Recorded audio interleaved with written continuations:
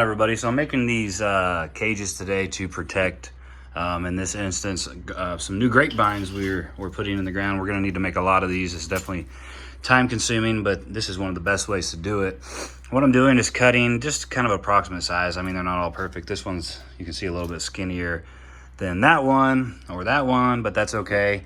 It's good enough to help prevent the rabbits. Here in Missouri, the rabbits are one of our biggest nightmare. Deer too, but the rabbits are the ones that always come out in the evening and stuff, and they're nibbling, and they're the ones that seem to really will put damage across many plants fast by nibbling on the bark. So what I'm doing is taking some of this wire, and you want these holes to be pretty small. I know some fence has really large holes, and there's probably still some small rabbits that could get through this.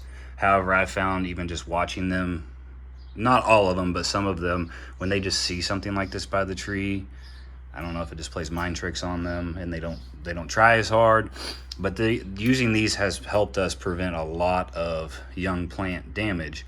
And then they can be taken off after a few years. You know, once the tree starts getting bark and it seems like the rabbits don't bother them as much, they're always after the younger ones in this situation.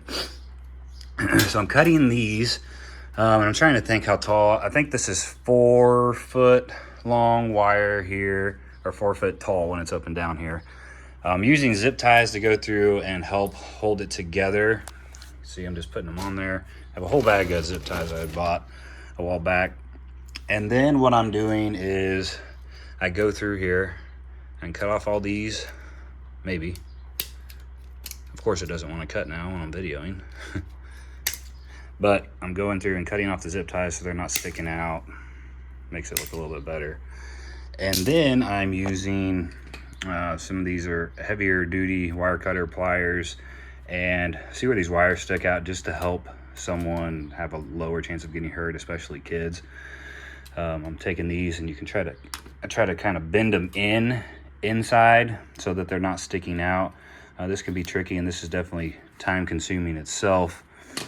And what I plan to do, since these are pretty tall at 4 foot, what I'll probably do is try to find the middle here. Let's see, there's like 12 of these spaces, so I should have 6 and 6 spaces. I'll take my grinder and go through and cut these in half.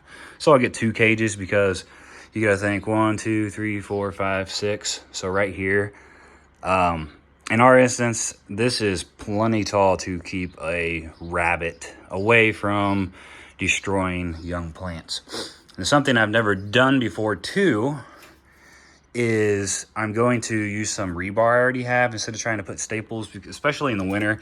You can use some of those landscaping staples to hold those down, but I've noticed they like to get pushed and pulled out of the ground, especially if it rains a lot and stuff. They just kind of work their way out of the ground, then these end up falling over, and if you don't see them, then it's useless. But what I'm going to do is try to take some pieces of rebar, I'm not sure how long yet, and I'm going to attempt to, up and down like this, weld a piece on this wire. Not sure how well it'll work, especially since as little as this is, and I'm not much of a welder. But I'm going to try to, and then I can just go set the cage over the plant and then hammer the rebar in, you know, once I leave the rebar out so far, and hopefully that'll help keep these in the ground. But I'm going to keep now continuing. That I cut it in half, this is about how tall we have it. One thing is, I'm dividing with, obviously, the squares. As you can see, this middle wire right here. So I'm going to end up with these. So what I can do is I can either bend these in, and this one will just be, you know, a few inches shorter than the other ones, doesn't really matter. Or if your ground's somewhat soft, you can try to shove all these in the ground. Sometimes it works, sometimes not. Now, how well this is gonna work, we are gonna find out, but I was able to quickly put some tiny little tack welds on this piece of rebar. I'm gonna turn it around, maybe you can see it a little better this way.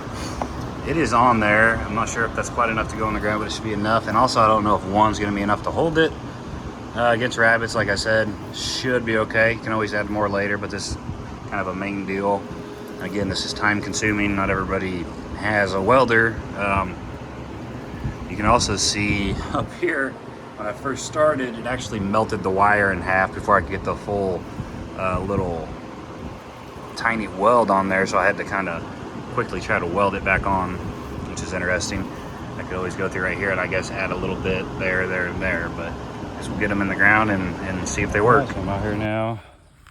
We will see if hammering this rebar now into the ground. One, works. That's why I put them on the outside, so I should be able to hammer it a little easier. And two, if those little tiny welds are gonna try to break off the wire or not. We're about to find out. Got it all the way in the ground here.